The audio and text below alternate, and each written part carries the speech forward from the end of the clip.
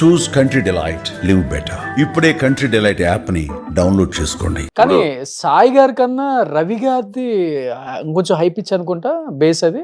అంటే ముగ్గురిది 3 రకాల voice actually. ఆ, మాది ఫైనల్ గా ఇది ఒకేలా ఉన్నా, పలుకులన్నీ ఒకేలా ఉన్నా ఆ, వాయిస్ లో మాత్రం మీకు ఓపెన్ గా చెప్పాలంటే ఒక చిన్న సాఫ్ట్నెస్ ఉండేది సాయిలో ఉంటుంది. అవును, మీ ఇద్దరిది మటుకు.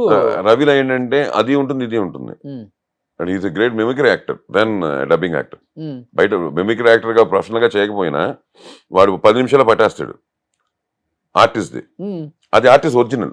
ఓకే. ఈ బిలీవ్స్ దట్ ఎక్కువ రవి. ఉమ్, ఉమ్, ఆ ఒరిజినల్ పట్టుకొని ఆ ఒరిజినల్ వాళ్ళ ప్రాబ్లం ఏంటంటే తెలుగు రాదు వాళ్ళకి. ఓకే. తెలుగు సౌండింగ్ ఆడుగా ఉంటుంది. ఆ బాంబే వాళ్ళు ఎవరు యాక్ట్ చేసినా, మలయాళం యాక్ట్ చేసినా వాళ్ళ వాయిసే పెడతాడు. మీకు చెప్తాను దానికి ఎగ్జాంపుల్స్ కూడా.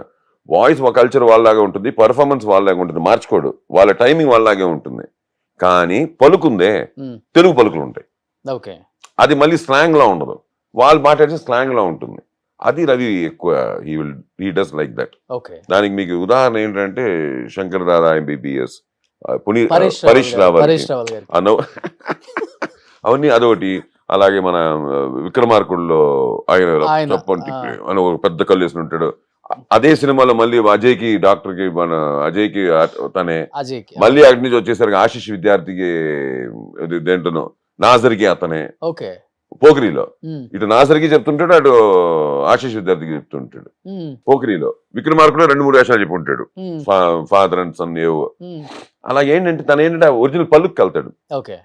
అన్నయ్య ఏంటంటే ఆ క్యారెక్టర్ ఎలా ఉందో ఆ క్యారెక్టర్ మ్యాచ్ చేస్తూ ఆయన పలుకు వదలరు. బాలుగారు లాగా మన కలం బాలుగారు అంటాం. బాలుగారు లాగా అనిపిస్తుంది. బాలుగారు అనేస్తాం. ఇంకెవరు పాడినా బాలుగారు ఇమిటేట్ చేసి పాడినా బాలుగారిది తెలిసిపోతుంది మన. అలాగే అన్నయ్యది సాయి కుమార్ వాయిస్ అనేది ఐడెంటిఫికేషన్, ఒక చిన్న సిగ్నేచర్ వెళ్తా ఉంటుంది. దాంట్లో ఇవన్నీ చేస్తారు ఆయన. రవిది అలా కాదు, మన కొంచెం ఏంటి ఒరిజినల్ వాయిస్ లో ఉందండి అనుకుని పట్టుకోవాలి. రవి భలే చెప్పాడే అని రాదు. రఘువరికి చెప్పని ఎవరు చెప్పని క్యారెక్టర్లోకి వెళ్ళిపోతాడు. నేను బేసిక్గా ఏంటంటే ఐ గో విత్ క్యారెక్టర్ ఉండే. ఎన్ని సినిమాలు చెప్పారు? నేను చాలా చెప్పాను. 250 సినిమాలు చెప్పుంటాను ఆ రోజు నుంచి. అంటే నేను టాకింగ్ అబౌట్ ఎక్కువ డబ్బింగ్ సినిమాలు చెప్పాను. నేను ఇన్ని ట్రాక్ చేంజ్లు చెప్పాల. అందుకే నేను కొంచెం తెలియదు. ఎక్కువ డబ్బింగ్ సినిమాలు, ఆ రోజు డబ్బింగ్ సినిమాలు హబ్బు, ఇప్పటికీ హబ్బు చెన్నై. డబ్బింగ్ సినిమాలకి హబ్బు చెన్నై, తెలుగు సినిమాలకి. ఇక్కడ ఏం పెద్దగా జరగవు, జరుగుతాయి కానీ అంత పెద్దగా జరగవు. సో ఆ రోజు మేము అక్కడే పుట్టి పెరిగాం కాబట్టి మాకు ఎక్కువ నంబర్ వసంత్ కుమార్ గారు, రాజశ్రీ గారు, వేన్నెలగంటి గారు, వీళ్ళందరికీ ఎక్కువ మేమందరూ డబ్బింగ్ చెప్పేవాళ్ళం. అదే ఒకప్పుడు మాకు ఫుడ్ కూడా. బట్ అన్నయ్య డేట్స్ చూశారు కాబట్టి సుమన్ గారికి ఆపేసి నాకే చెప్పు, ఆయనకు ఆపేయకుండా ఇద్దరికి డబ్బింగ్ చెప్పే మాట అయితే నాతో మాట్లాడొద్దు, మనం మాట్లాడుకోవద్దు అని రాజశేఖర్ గారు ఇద్దరు బాగా సీరియస్ అయ్యి అన్నయ్యకి ఆయనకి గొడవ అయిందని విన్నా. నిజమా? గొడవ అంటే ఇప్పుడు మా గొడవ అయితే మళ్ళీ కలిసి ఉండే గొడవలు కాదు. ఆ టైం ఫ్యాక్టర్ లో ఆ జరిగే ఎమోషన్లు, ఇది నాకే చెప్పు జరిగాయి జరగలేదు నేను అన్న కానీ జరిగిన ఎందుకని ఉంటుంది. ఇట్స్ ఇద్దరికి చెప్తున్నాడు, ఇద్దరు దేర్ కమింగ్ టాప్ లెవెల్కి వచ్చేసారు. అప్పుడు చిన్న చాయిస్ వెళ్తుంది. దాని తర్వాత అన్నయ్య కొంతకాలం అన్నయ్య హీ టుక్ హిస్ ఓన్ ఏమంటారు దాన్ని, కెరియర్. అప్పుడు వచ్చినప్పుడు దాసనారాయణ గారు వద్దంటే మళ్ళీ వాళ్ళిద్దరికే కాదు చాలా మందికి చెప్తున్నాడు. అప్పుడు ఒక్కసారి ఓవర్ నైట్ అందరికి ఆపేసి again he was concentrating on his. అప్పుడు అలాగైతే ఇది కూడా మాట్లాడుకోవాలిగా. సో అలా కాదు, ఇది ఇట్ గోస్ అలా అంతేండి. ఆ సిచ్యువేషన్, ఆ టైము, ఆ ఎమోషన్, ఆ దాన్ని బట్టి ఇక్కడ ఎవరికి పర్మనెంట్ గొడవలు ఏమి ఉండవు. ఎవరు ఆస్తులు తీసేసుకోలేదు, ఏమి తీసుకోలేదు. ఇది ఏంటంటే ఆ గివ్ అండ్ టేక్ పాలసీలో ఉండే చిన్న హర్టింగ్లు, చిన్న ఇష్యూస్, ఆ స్పీడ్ బ్రేకర్స్ అంటాం కదా హైవే మీద, అలాంటివి ఏమని. దాని తర్వాత దాటిన తర్వాత 2 నిమిషాల తర్వాత తిట్టుకుంటాం కొట్టుకుంటాం, మళ్ళీ మామూలే ఏం రాయారా అనుకుంటే వెళ్ళిపోతాం. ఫాదర్ కూడా రాజశేఖర్ గారే హోమియోపతి ట్రీట్మెంట్ అంతా ఆయన చేసేవాళ్ళు. అది మా అమ్మగారు ఒంట్లో బాగాలేనప్పుడు పాపం అప్పుడు 2006లో హాస్పిటల్ అడ్మిట్ చేసి అక్కడి దాని తర్వాత ఆవిడ ఎప్పుడైతే లాస్ట్ బ్రెత్ వదిలేశారో దాని తర్వాత హీ ఫెల్ట్ వెరీ బ్యాడ్ అండి. పాప రాజశేఖర్ వచ్చి మా ఇంటి అంతా బాగా క్లోజ్ మాకు వచ్చి అదేంటిది తను హైదరాబాద్, అమ్మ అప్పుడు చెన్నై కదా, మాకు చెన్నై విజయ హాస్పిటల్లోనే ఉండేవారు అమ్మ 1 month. నాకు సరిగా మీరు చెప్పలేదు, ఏదో ఒంట్లో బాగాలేదన్నారు అంతే, అక్కడ ఉన్నారని చెప్పారు అంతే, నాకు ఇంత సీరియస్ అని చెప్పలేదు, మీరు పోతారనే విషయం నాకు ఇంత కూడా తెలియలేదు అని. పాపం ఈ టుక్ ఇట్ వెరీ సీరియస్. అమ్మ విషయం నాకు చెప్పుంటే నేను వచ్చి ఏదోటి I would have given some post mortem చేసి ఉండొచ్చు. ఇష్యూని మన కవర్ చేయడం కానీ పోస్ట్పోన్ చేసి ఉండొచ్చు అని అన్నాడు. అది దాన్ని పెట్టుకుని ఎప్పుడైతే నాన్నగారు కొంచెం ఎక్కువ చిరాకు చేయడం మొదలెట్టిందో టు బి ఫ్రాంక్ అయితే అప్పుడు కొంచెం రాజశేఖర్కి చెప్పి మన బాధ్యత కూడా, ఎందుకంటే బీయింగ్ సో క్లోజ్ చెప్తే పాపం ఇమ్మీడియట్గా వచ్చి తను అన్ని చూసి ఆ టాబ్లెట్స్ అన్ని పక్కన పెట్టి ఆ హోమియోపతి తను హోమ్ మేడ్ మెడిసిన్స్ కొన్ని చేస్తాడు. అవునవును. అవన్నీ చేసి పాపం నిజంగా ఒక విధంగా చెప్పాలంటే వితౌట్ ఆ మెడిసిన్స్ వల్ల కూడా తగ్గిపోతారు. మీకు తెలుసు కదా ఇంగ్లీష్ మెడిసిన్స్ అంటాం, వాటి వల్ల కూడా తగ్గిపోతారు చాలా ఆ ఏజ్ 75 వచ్చిన తర్వాత. ఎందుకంటే నాన్న కొంచెం 75 అనేది బిగ్ ఏజ్ కాదు కదండి వాళ్ళకి, ఎందుకంటే మైండ్ సెట్టే కదా ఇవాళ నాన్నగారు వాళ్ళ మైండ్ సెట్ కి 75 ఇస్ టూ ఓల్డ్ వీఆర్ అనే ఫీలింగ్ లో ఉంటే. ఫస్ట్ మదర్ చనిపోయారు కదా 2006 లో మామగారు 2014 నాన్నగారు లాస్ట్ డేస్ అప్పుడు నేను వెళ్ళాను ఇంటికి. సాయన్న దగ్గరే ఉన్నారు 14 లో ఎక్కువ సాయన్న దగ్గరే ఉంటారు అనుకుంటా ఆయన. అంతే కదా బేసికలీ, ఎందుకంటే అనేదే కదా అక్కడే ఉండేవారు టోటల్ గానే. అవి కూడా ఊరికే సరదాగా వచ్చి మాతో నాకు కొన్ని రోజులు అలా ఉండేది కానీ గుడ్ అలా వెళ్తున్నాయి. Now right now I'm doing few good films.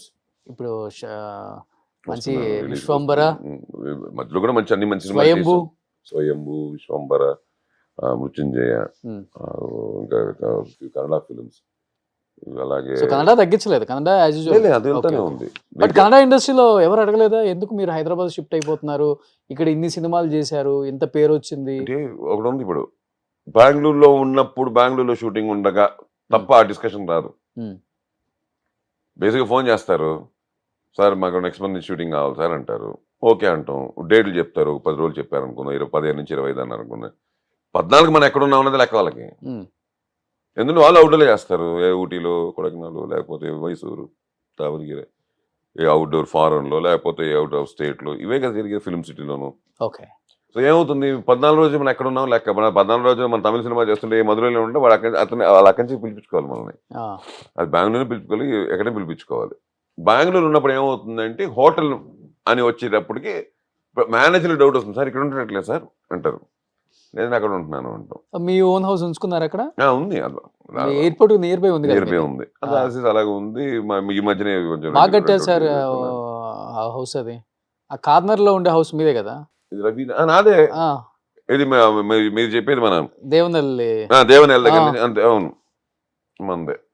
So అలాగే ఏమిటంటే మనకి అడ్వాంటేజ్ ఏముందంటే మనం ఎక్కడున్నా కూడా ఒకటి సడన్గా ఫోన్ చేసి వైజాగ్లో ఉంటాం, హైదరాబాద్కి దూరం తెలుగు సినిమాకే. అలా ఆర్టిస్ట్ అది ప్రాబ్లం కాదు, ఎక్కడ ఉంటున్నాం అన్నది కాదు, మనకి ఫైనల్ గా మనం ఎక్కడికి వెళ్తున్నాం అన్నది మనకి తెలియాలి తప్ప సినిమా వాళ్ళకి. కానీ డెఫినెట్ గా ఏదైనా పెద్ద రీజన్ ఉంటుంది కదా హైదరాబాద్ షిఫ్ట్ అవడానికి ఫ్యామిలీతో అంటే? యాజ్ ఇట్ ఈస్ అది బికాస్ ఆఫ్ చిల్డ్రన్, వైఫ్. ఎందుకంటే ఎక్కువ తెలుగు సినిమాలు చేస్తున్నాను, 20 రోజులు ఇలాగ అవుట్డోర్ అంటే లేదు తప్పదు. బట్ హైదరాబాద్ లో షూటింగ్ జరిగినా కూడా ప్యాకప్ అయ్యేసరికి రూము నాకే ఆబ్వియస్లీ 20 days ఇక్కడికి వచ్చినప్పుడు సాయి అన్న వాళ్ళ ఇంట్లో ఉండరా? అంటే టైమింగ్ ప్రాబ్లం కదా, ప్యాకప్ ఎప్పుడో అవుతుంది. వెళ్ళిన తర్వాత మనకు కూడా ఏంటంటే we need 8-9 hours solid sleep కావాలి. ఇప్పుడు హోటల్ రూమ్ అనుకోండి మన కంట్రోల్లో ఉంటుంది. ఇప్పుడు మనం వెళ్ళాం పడిపోయాం బెడ్ మీద, మనకి ఇప్పుడు రేపు షూటింగ్ ఎన్ని గంటలకు చూసుకుందాం. ఇల్లు అనేసరికి వచ్చేసరికి డెఫినెట్గా ఏంటంటే కొంచెం it will not be so easy. Plus ఈ సినిమా టైమింగ్లు ఇవన్నీ కష్టం. అందుకంటే ఎవరు ఇప్పుడు అన్నయ్య బెంగళూరుకి వచ్చినా కూడా హైదరాబాద్ నుంచి, రవి చెన్నై నుండి బెంగళూరుకి వచ్చినా కూడా ఎవరికి వాళ్ళు ఉండేది హోటల్లోనే. ఈవినింగ్ తొందరగా ప్యాకపోతే మా ఇంటికి వచ్చి భోజనం చేసేవాళ్ళు, అది వేరే విషయం తప్ప. ఫైనల్గా వెళ్ళేసరికి ఎందుకంటే ఒకసారి మేకప్ రూమ్లోనే అంటారు, అప్పుడు మన స్టాఫ్ అంతా వస్తారు, అంతేగా అక్కడ ప్లేస్ ఉండదు సార్, కొండ మీద చేస్తున్నాము, మీరు ఇంట్లోనే రెడీ అయిపోయి వచ్చండి అన్నారు అనుకోండి. మన ఇల్లు అయితే ఓకే, మన రూమ్ అయితే ఓకే, అక్కడ అయితే సరికి అక్కడ లైట్లు కావాలి, అది కావాలి, ఇది కావాలి, మిర్రర్ కావాలి, ఉండొచ్చు ఉండకపోవచ్చు, ప్రాబ్లం కాదు. ఓకే. ఇప్పుడు రవి గారు బెంగళూరులోనే ఉంటున్నారు, ఆయన ఫుల్ బిజీ కదా అక్కడ. ఎక్కువ యాక్టర్ గా బిజీగా ఉన్నారా, డబ్బింగ్ ఆర్టిస్ట్? డబ్బింగ్ అసలు లేదు, జీరో. డబ్బింగ్ ఇప్పుడు తెలుగే చెప్తున్నాడు, తమిళ్, కన్నడ ఎప్పుడు చెప్పలే. కన్నడ 1-2 అది కూడా ఏదో ఆబ్లిగేషన్ చెప్పుంటాడేమో కానీ is always an actor, director. అన్న ఇలా ఉండదు కదా ఫార్మాలిటీ మీ మధ్య, మీ ముగ్గురు మధ్య? అంటే సిచ్యువేషన్ బట్టి but overall we are like friends. అదే ఏరా ఒరే ఫ్రెండ్స్, ఏరా ఒరే